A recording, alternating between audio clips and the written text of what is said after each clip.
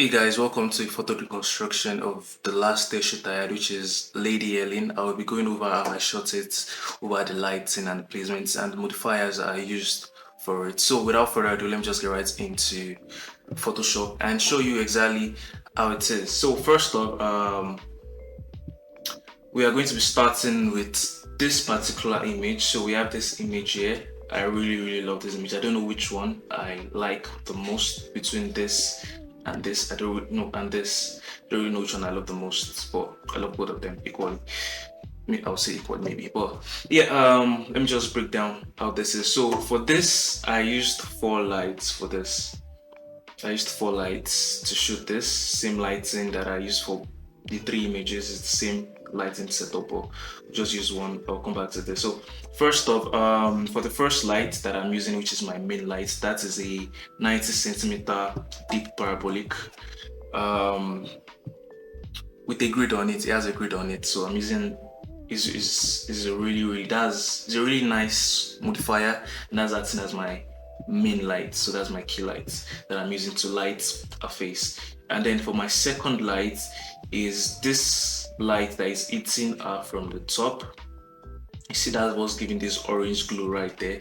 That is an 8600 pm.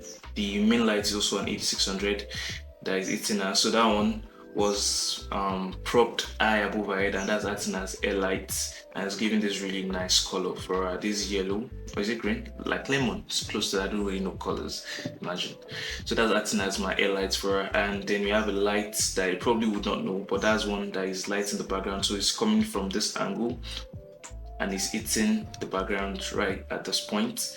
And then we have one last light, which is my fourth light. That is one light coming from here. That is a strip box with a grid on it. For the one that is lighting the background, I'm using a very large umbrella, a 120 centimeter umbrella that is lighting the background.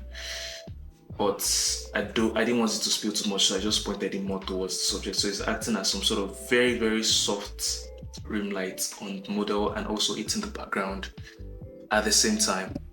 So that is the 4 light that we're using. This one has no grid on it. This one, the air light is just no modifier, it's just there, and I just added a gel to it, and it's spilling onto the model. It's spilling onto her shoulder, her forehead, as you can see.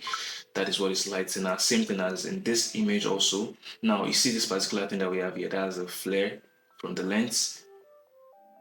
Artistic, would you say? It was unintentional, but it came out this way. And when I saw it, I was just like, you know what, let me just continue shooting this way. And so I had this image. So the strip, the rim light is more evident here. As you can see, that is what is lighting this part of the chair and her shoulders and her neck and this part of her face. That is where the strip box is very well, not very but like it's more visible there. We still have the main light, so we're having the main lights coming in from an angle 45 degrees towards our face, giving her this sort of like Rembrandt light. And you can't really see it here, you can see it in more of this one. So it's coming right here, and then she's positioned at an angle. So back to this, and then we have that our large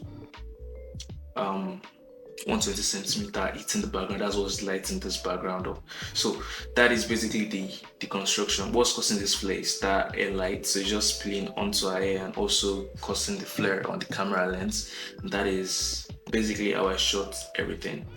4 lights, yeah, one from the side, and then one hitting the background, and then we have the main lights just hitting her from that upper angle. It's angled down about 45 degrees, and it's the same thing that I did here too. Same thing that I did for this lighting. So I use this exact same lighting setup. Though at some point I was switching my main lights from that octa box, that parabolic. I was switching into the beauty dish, but this one is not the one with the beauty dish. The reason why was because the beauty dish was giving a little bit more contrast, so it was having a little bit more shadow.